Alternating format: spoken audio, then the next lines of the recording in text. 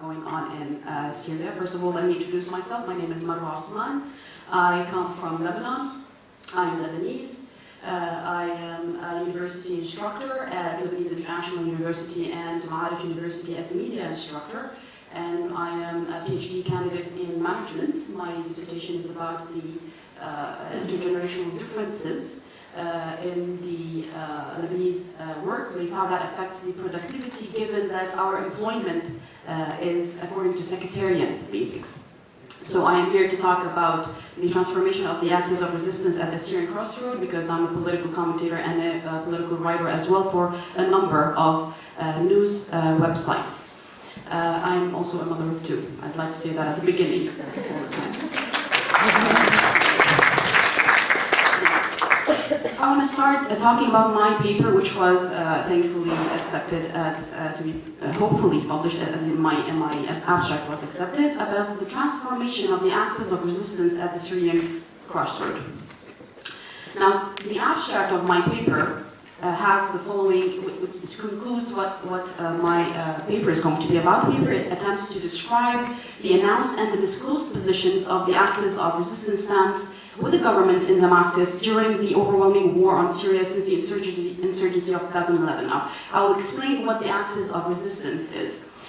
The axis of resistance is basically the resistance against the Israeli entity's occupation of Palestine. It is against the US and NATO imperialism and the imposing of capitalism on sovereign states in the Arab world, especially sovereign states that have been fighting the Zionist entity in our region. This paper also sheds the light on the steadfastness of the axis in more recent developments in the region, with the liberation of large swaths of land that have been happening, specifically after the intervention of the Russian Air Force in the Syrian conflict, the war on Syria, and from obviously the Takfiri groups in Aleppo and the enclosing on Daesh or ISIS and other areas of Syria. Now, the content of this paper will be basically divided into two parts. The first part will cover the transformation of Syria's regional allies, mainly Hezbollah, and the Iranian Revolutionary Guard, known as the Axis of Resistance. From advisors to significant allied forces on the ground inside Syria. Now, because I don't have time a lot today, I'm going to focus on Hezbollah's role, basically because, first of all, they started first, and second of all, because I'm from South Lebanon and I'm proud of it.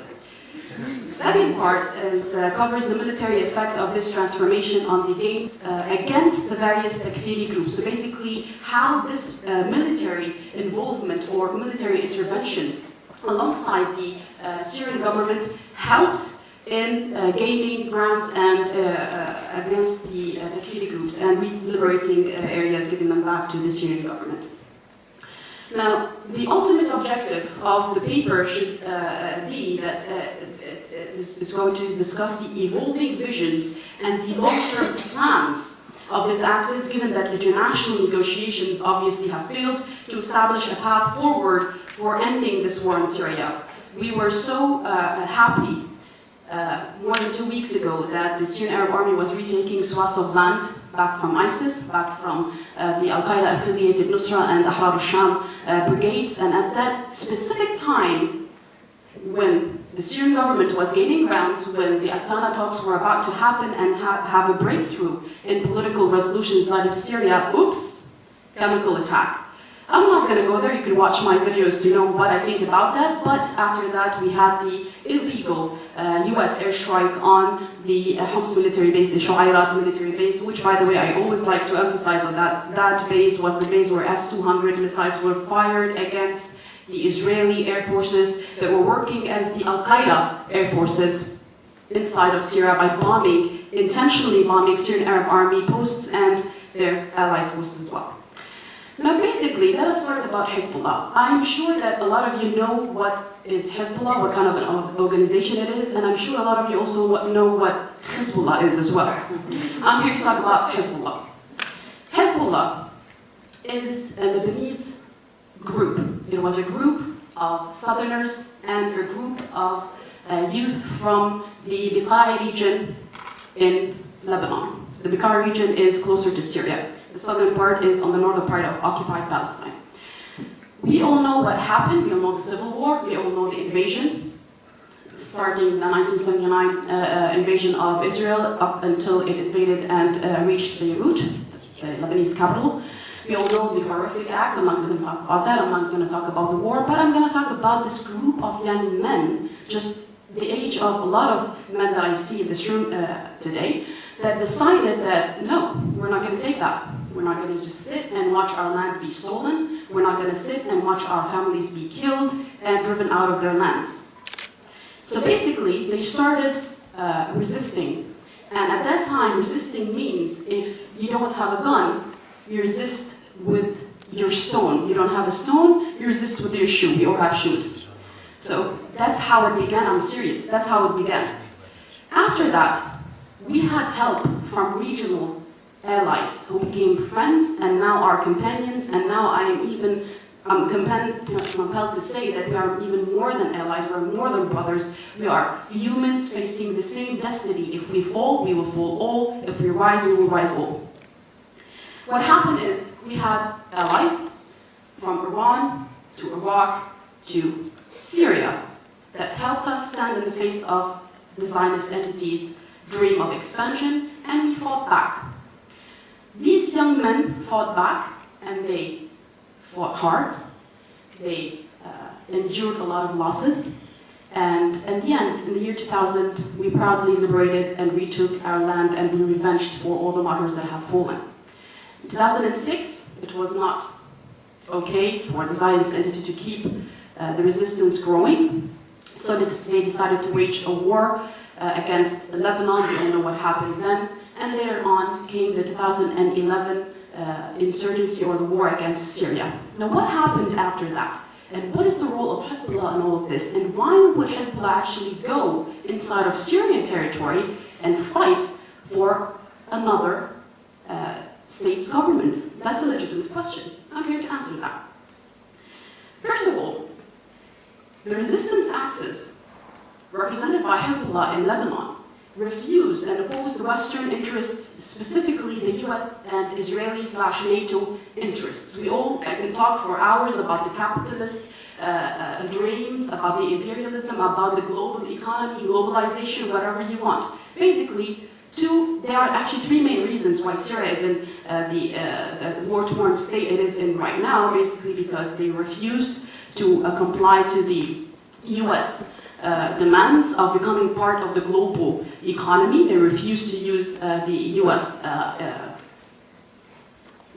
currency, and they basically refused to give their backs to their axis of resistant friends, including in the global economy is the pipelines, the gas, and all that included in the global economy. But the third part was refusing to turn backs to the resistance of the axis of resistance. I tell you right now, right here, I'm not saying this for the first time. If you go back and listen to all our speeches from the leaders of the resistance, you could know. And from President Bashar Assad himself, if President Bashar Assad was given the option that he would become the next Nobel Peace Prize winner, if he turns his back to the resistance, if he stops the Iranian influence in the region, and if he stops the backing and the arming of Hezbollah as a resistance group. You can find that anywhere, I'm not making that up. After that, Syria, as I told you as well, it is essential for the military supply, for the weaponry supply for Hezbollah in its fight against the Zionist entity. Now, Hezbollah's intervention in Syria, which began late 2012, beginning 2013, Hezbollah's intervention in Syria has been criticized by a lot of people, basically people who are maybe best friends with certain Gulf states and with certain imperial powers. It was criticized by many in the Arab world as a sign that they have abandoned resistance to fight fellow Muslims, bold Muslims, italic Muslims, whatever you want to call them. I'm going to just negate that thing by saying giving one evidence, if you will. My evidence is that the number of Hezbollah commanders that were assassinated by the Israeli entity inside of Syria serves as a reminder that the movement has not shifted its focus away from Israel, but in fact, it is fighting Israeli proxy groups inside of Syria. Otherwise, they explain why the the Israeli occupying Air Force has launched airstrikes against Palmyra, for example, after the Syrian Arab Army and the Allies had liberated that land from ISIS, explain why they have been treating, helping, arming, and training Nusra, Al-Qaeda affiliate Nusra in the southern part of Syria, right on the borderline with occupied Palestine. Explain why they have been bombing certain roads and areas in Damascus, way up in Damascus, which does not inflict any sort of risk on the Israeli entity, which were shipments coming to both the resistance and the Syrian army, moving them from one part to another. So if that's not the case, then please prove me wrong, explain to me. Now, these are the photos of some of the commanders that were assassinated inside of Syria. We all remember Samir al-Quntar, Amir al-Asra Samir al-Quntar. He is the head of the liberated, if you will, Amir al-Asra Muharrami, because he was liberated after the 2006 war. He spent 32 years behind Israeli bars because he was a resistance fighter. He was liberated after 2006. He was assassinated inside of Syria. Mustafa Badr-Din, the long-time famous Mustafa Badr-Din, we all know about him. If you don't, I advise you to research this great man. He was also assassinated lately inside of Syria. And Jihad Moghniye, the son of Imad Moghniye, they both got assassinated inside of Syria. Imad Moghniye was assassinated in Damascus, and in 2015, Jihad, the son of Imad, was also assassinated in Quneitra, which is bordering occupied Palestine. Why? Because he was basically included in training and passing knowledge on to the resistance groups, the Syrian resistance groups that were being formulated on that area facing the Israeli army to be prepared for the liberation of the Golan Heights, which soon, inshallah, will happen. Now, why is Hezbollah fighting in Syria? I will also cover that, but why should I talk about it if the head of Hezbollah can talk about it better than me? Let's watch together. نجي الخطر الثاني والتهديد الثاني الذي أيضا طالما تحدثنا عنه خلال الفترة الماضية، الذي يهدد كل دول المنطقة. مثل ما إسرائيل خطر وتهدد كل دول وحكومات وشعوب المنطقة، اليوم هذا الخطر يهدد كل دول وشعوب المنطقة، وهو خطر الإرهاب التكفيري. بصراحة شوفوا التكفير بحد ذاته لحاله ما بشكل كتير خطر. يعني هلا واحد بده يجي يقول لي أنت كافر، اصطفي. يعني أنا ما طالب شهادة منه إنه يقول لي أنا كافر أو مؤمن. يكفر اللي بده إياه، هذا شأنه. يعني إذا كان الأمر يبقى في الدائرة الفكرية القانونية يصطفي. بالنهاية بالدنيا ما طالبين شهادة منه، ما حدا طالب شهادة من حدا، لا نحن ولا غيره يعني. وفي الآخرة مفتاح الجنة مش بإيده، ليفوت اللي بده إياه ويطلع اللي بده إياه. مفتاح الجنة معروف وين. المشكلة ليس فقط في التكفير، المشكلة أنهم عندما يكفرون لا يقبلون هذا الآخر الذي يختلف عقائديا أو فكريا أو مذهبيا معهم أو حتى سياسيا، وإنما يذهبون مباشرة إلى الاستباحة، ما في حل ثاني. استباحة الدماء والأعراض والأموال، إلى الإقصاء، إلى الإلغاء، إلى الشطب، إلى الحذف. وهذا الأمر بات معروفا، لا يحتاج مني الآن إلى وقت وإلى استدلال، ما يحتاج، أنا شيء معروف بالبلد بكل المنطقة بات معروف. هذا نحكي عن السياق كمان ببين الشواهد. طبعا هذا الإرهاب التكفيري اليوم هو موجود في كل منطقة، يتشكل من جماعات مسلحة موجودة في أغلب دول المنطقة، بل يمكن في كل دول المنطقة. هذا التيارات أو الجماعات تنتهج منهجا تكفيريا إقصائيا إلغائيا تستبيح في كل من عداها، حتى وهنا الموضوع ليس موضوع سنة وغير سنة أو مسلمين ومسيحيين. مسيحيين مفهوم، حتى في الدائرة الإسلامية شيعة، علويين، دروز، إسماعيلية، زيدية، كل من غير السنة محسوم. عندما نأتي إلى السنة كل من عداهم من السنة أيضا هو في دائرة التكفير. وأسهل شيء عندهم يطلع يقول له أنت كافر مرتد. طيب ألم تحكم قبل أسابيع داعش على جبهة النصرة؟ داعش اللي هي وجبهة النصرة، فكر واحد، منهج واحد، كانوا تنظيم واحد، أمير واحد، بيعة واحدة، نفس واحد، أخلاق واحدة، واحد تماما بكل شيء، بالزي وبالشكل وبالمنطق وباللغة وبالأدبيات وبالعقل وبالقلب. لما اختلفوا بموضوع سياسي، ممكن يختلفوا على بيع النفط في سوريا، يمكن على اقتسام الغنائم، حكم عليهم بالكفر والارتداد بسهولة جدا يعني، وما يستتبع ذلك من أحكام. هذا الأمر اليوم صار واضح بكل منطقة. Basically, what the leader of Hezbollah, the leader of the Islamic resistance Hezbollah, is saying that we decided to intervene in Syria because of these sectarian groups. You might say then, what is it to him? Why would he go intervene in a war going on next door? Why would he do that? Well, that's why. This is one of the bomb sites that happened in Beirut, not the stronghold of Hezbollah. It is called the Beirut suburbs. It has Shias, Sunnis, Christians, and Jews living in it. It's not a Shia stronghold as it is portrayed in the mainstream media. I live in Lahti. I know what I'm talking about.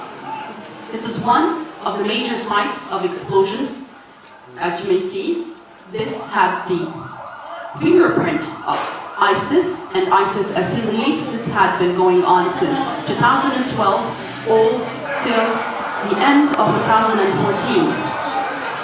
It started at the beginning of 2012, which is why Hezbollah cleaned the area around Beirut and larger Beirut and the borderline. They started working on the borderline before they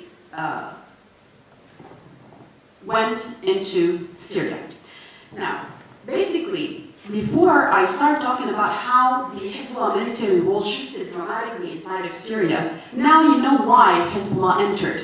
It needed to take the risk out because the risk was getting spilled over into Lebanon. By the way, I hate the word spilled because it all started in Lebanon. If you have forgotten, I could remind you that in 2008 in Nahr al-Bared, we had more than I think it's more than 100 martyrs for the Lebanese army and more than 1,000 injured fighting Al-Qaeda affiliates in the northern part of Lebanon, known as Al-Qaeda, which became known as Al-Nusra factions, who fled from that area after the Lebanese army took control of it. So it started there. So it's not a good terminology to say it's spilled over. But at that point, Hezbollah decided that's it. We cannot just remain sitting there, waiting for these people to come and kill us. So basically, what happened, what you just saw, just happened again and again and again in Syria, and sadly, it happened again 2 days ago.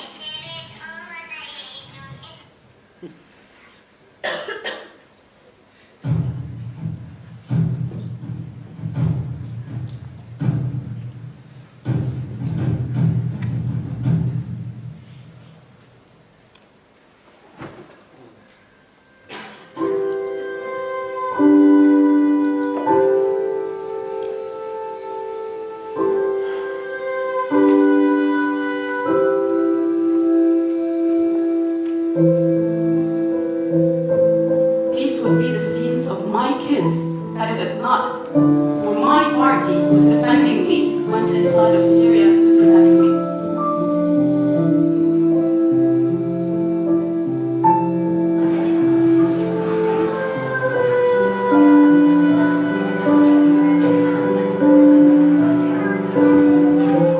This is the bus stop in Rashidin, West Lebanon, where the people from Kafra and Faral were besieged for 2 days by sectarian Al-Qaeda affiliates.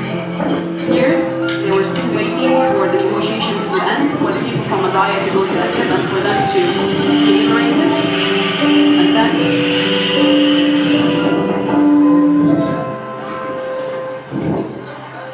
the Western-backed terrorists did this.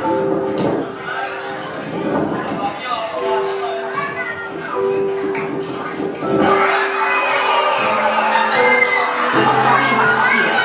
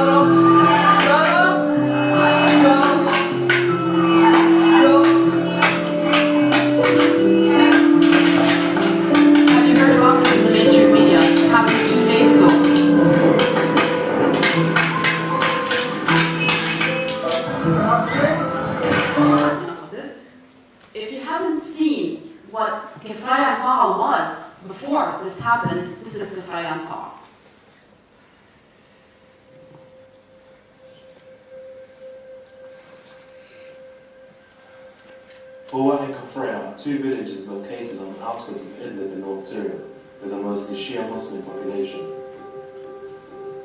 Since March 2015, 40,000 civilians have been under siege by Jabhat al-Nusra, Jaish al-Fatah and other terrorist factions.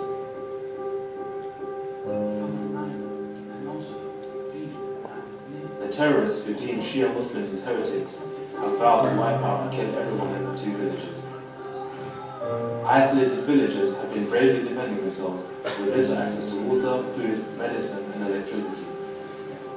The terrorists have carried out daily indiscriminate rocket attacks, killing hundreds of civilians, including women and children.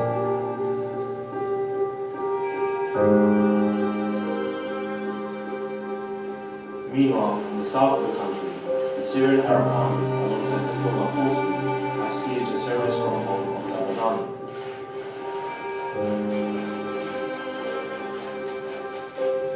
However, progress in Abadan has been stalled, as militant factions are using the two villages as a pawn, threatening a massacre in the two villages. If you don't know. We reach the Madani Harbor, but these people are going to pay a high price. The answer is what you see, not what you feel. I'm addressing you, people of Foa.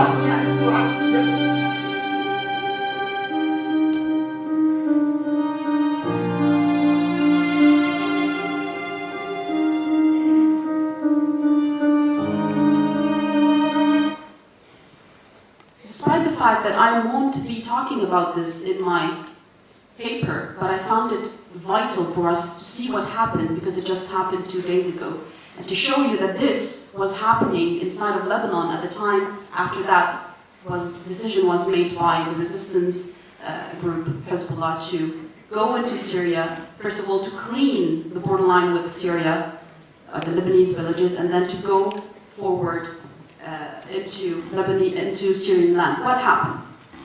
In 2013, Hezbollah's military role in Syria shifted dramatically from a small advisory mission to a direct combat role involving a large number of fighters.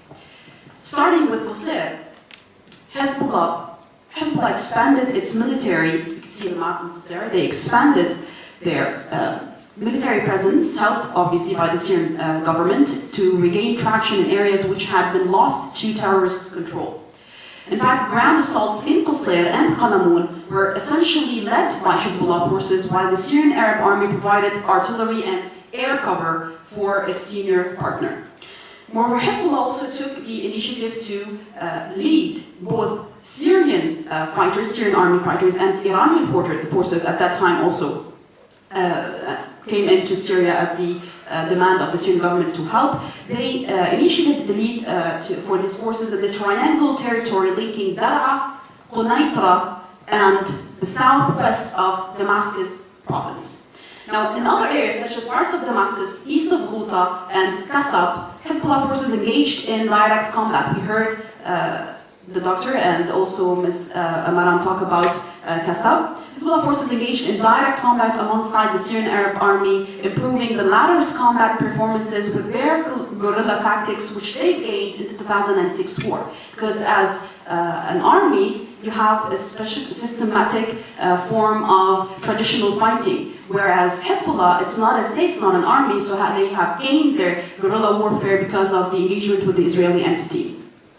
Now, in Homs, Aleppo, and the Golan Heights, Hezbollah deployed special operation forces to assist, train, advise, and organize Syrian regular forces and paramilitary NDF, which are the National Defense Forces. As I told you before, we saw the picture of the son of the commander, who was also a commander, Imad, Jihad, the son of Imad, who was killed in that area by the Israeli entity. Given the movement's combat experience in unconventional warfare and its training in urban warfare as well, Hezbollah Special Forces Unit has served as a significant force multiplier for the Syrian troops. Here, where in my paper, I'll be talking more about how they shifted their work on the ground, helping, pushing these groups, especially for the National Defense Forces. Now, my paper will also highlight the Hezbollah role in Syria, given Hezbollah's continued prioritization of its resistance activity while entangled in multiple military theaters across the region. Because I started by saying that a lot of Arabs were saying, oh look, Hezbollah, Israel is no longer the enemy of Hezbollah, it's now fighting its Muslim brothers. So while entangled in multiple military theaters across the region, it indicates that it has transcended its original singular mission of resisting the Israeli entity, and confronting Israel is now one role among several others Hezbollah has assumed in its the post-uprising, so-called uprising regional political order, which has ushered in the rise of takfirism, jihadism, you can call it whatever you want, it's terrorism. Now, outgrowing its resistance role, Hezbollah now assumes responsibility for guarding Lebanon's borders, because we saw what happened. He went into the Biqa region, the Baalbek, the Helmand region as well, and now part of the village that is up further than Assad, in Assad as well, which is also partly still occupied by Al-Qaeda terrorists. Now, it's a responsibility also for guarding Lebanon's borders, for facilitating homeland security and counter-terrorism, as well as counter-insurgency operations in Syria, and some even say in Iraq, despite the fact that we don't have still evidence about that, but maybe there was certain coordination and training. Now, the resistance is no longer confined to expelling Zionist occupiers and preventing Israeli aggression, but it is now intent on preserving the political, territorial framework and the strategic environment that it requires for its continued operational integrity. Now, the destabilization of both spheres by the Takfiri jihadis has compelled Hezbollah to transform itself to a post-resistance movement. This post-resistance movement has been talked about a lot, especially by academics in Lebanon, and I advise you to read more for Dr. Amal Saad, who spoke about this extensively. Now, by saying the post-resistance movement, she doesn't mean, when she used that term, she didn't mean that it is the prefix post that denotes the end of the resistance, not at all. It should be understood that much the same way of the concept when we say post-colonial can be interpreted as the continuation of colonialism, although through different or new relationships concerning power. This is what we mean by saying the post-resistance movement. Now, the resistance by no means has now morphed into a transnational, more than a transnational resistance army whose core identity and mission remain tied to its raison d'etre, its own purpose, the first purpose of resisting Israel, but which is also committed to protecting the resistance backbone. Where is the resistance backbone? Syria.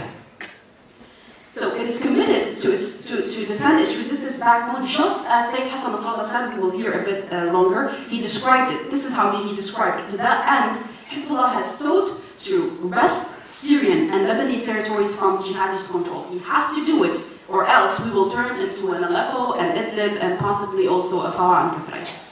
Just as the movement conventionalized its guerrilla warfare in 2006, first, before I go there, in essence, Hezbollah now is confronting a transnational insurgency that seeks to expand its so-called influence or proto-state, or maybe its presence in the area.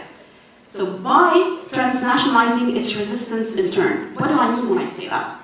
Just as the movement it took and it gained its guerrilla warfare in 2006 with its new, if you will, the hybrid resistance paradigm, which fuses conventional and unconventional methods together. As I said, the SAA has conventional methods, Hezbollah has unconventional methods. They fused this. It has now created a new model of counterinsurgency in which its own irregular, hybridized resistance army seeks to suppress the insurgency or the insurgent activity of another hybridized, irregular force backed by US, by NATO, by allied Gulf states, and by Sultan Erdogan.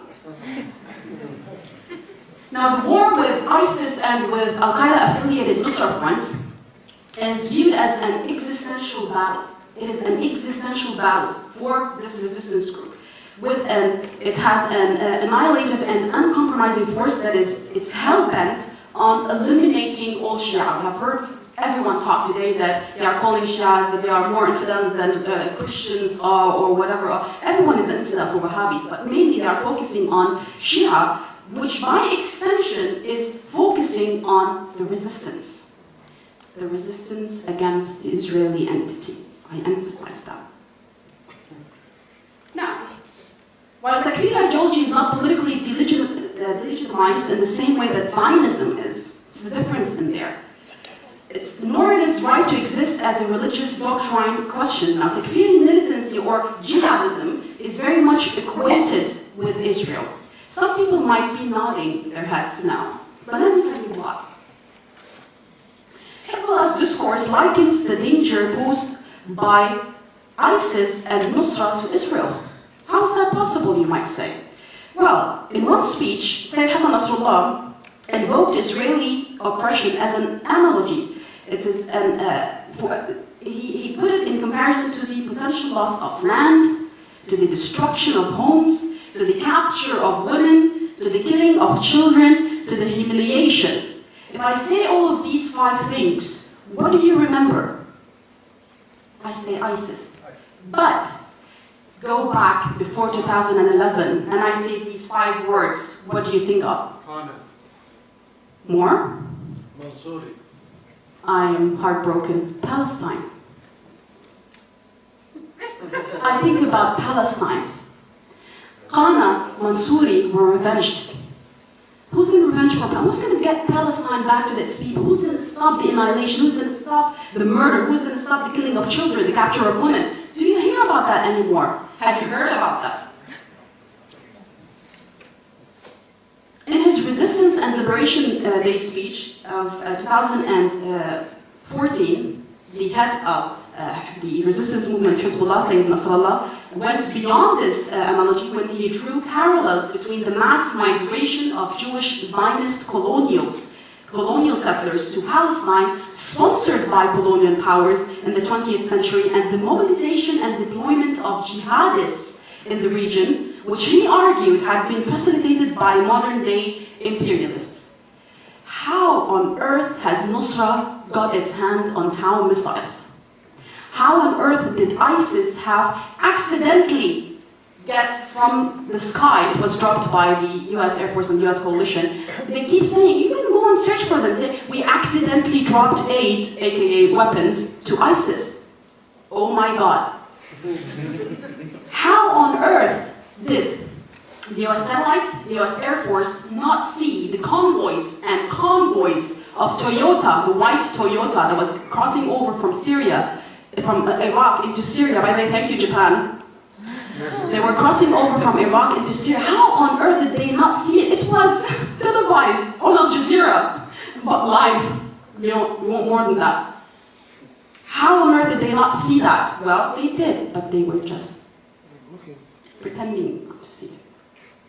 Jihadists are not just morally and politically equated with Israel, according to the interpretation presented by Hezbollah, but strategically linked as well. ISIS is portrayed as being the witting or unwitting servant of the US-Israeli scheme to divide the region and foment strife, while Nusra, whose military and intelligence cooperation with Israel has now been well documented by the UN, by the Western mainstream media, and by the Zionist media itself.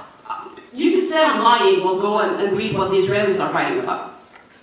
is considered the jihadist incarnation of Israel's collaborationist South Lebanon army. If you don't know it, it's called Jaish Lahad. It's the exact same thing that happened in South Lebanon before the liberation during the occupation of South Lebanon, when they helped Jaish Lahad to take control over it, and they called it, ironically, the South Lebanon army. It is on the basis that Hezbollah does not view the US-led coalition's strike on ISIS targets in Syria and Iraq as anything more than, quote, a declawing operation designed to contain the organization rather than defeat it. Need I say more? Is there any proof for what I'm saying? Well, you could research it and see what happened in Mosul, what happened in Fallujah, Anbar province, what happened in Deir ez-Zor, what is happening in Raqqa, what happened in the Tabqa Dam. In the Tabqa Dam, the Syrian Arab army was blocked from taking control of the area and advancing towards Raqqa, where the ISIS stronghold is, to try and liberate it. Why? Because, oh no, we're going to liberate that. How are you going to do that? Well, we are going to bomb civilians. This is what's going on. If you don't know, read about it. Each strike that is being bombed, there are more than 100 civilians dying by each strike. Exactly like what happened in Mosul 4 weeks ago. In Mosul, the US targeted one building, supposedly that has ISIS on its roof, killing 245 civilians. 2 days later, the Pentagon said it were 4 civilians. Well, we had a count. We spoke with the families. We saw the funerals. It was not 4. Ending off how Israel is linked to these proxies inside of Syria, and why Israel is actually linked, not NATO or the US. Well, they are all connected, and the closest base for the US in the region is Israel. It's practically the 51st state of the US being funded. Thank you, Obama, $38 billion of US tax money going to Israel before you leave office. How and what are they linked exactly together with? Oh my God, where's the video? Can I link it to my laptop? Can I link it to my laptop? I don't know why I don't have the video. I saved it. Oh, 1 second. Go ahead. Okay, this one. Here's the video. أما للقتل أقول لهم إذا كنتم تعملون مباشرة عند الإسرائيلي ماشي الحال، عرفناكم وسنعرفكم، وفي دولة مطلوب تعتقلكم وتقاصصكم وتقاضيكم، وفي كل الأحوال أيدينا ستصل إليكم. إذا الدولة أهملتكم أيدينا ستصل إليكم. نحن لسنا بديلا عن الدولة. This was in 2015. Suicide bombings.